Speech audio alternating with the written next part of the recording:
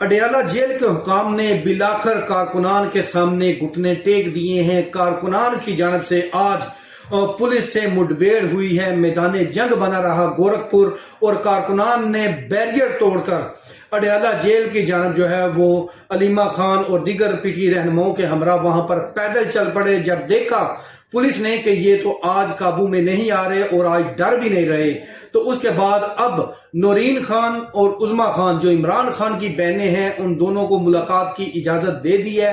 अलीमा खान को आज भी इजाजत नहीं दी गई और कारकुनान जो खवातीन कारकुनान पर पुलिस की जानिब से कैसे तशद्दुद हुआ है वो भी आपको वीडियो में दिखाएंगे और कैसे रुकावटें तोड़ी हैं आज और खौफ के बुत तोड़े हैं गोरखपुर पर पीटीआई के कारकुनान ने और कैसे फतह हासिल की है पुलिस से, वो भी वीडियो के आखिर में देख लें।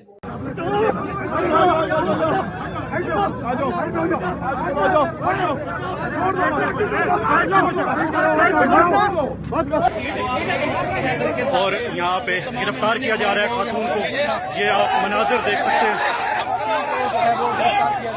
खातून को यहाँ पे गिरफ्तार किया जा रहा है, आप देख सकते हैं।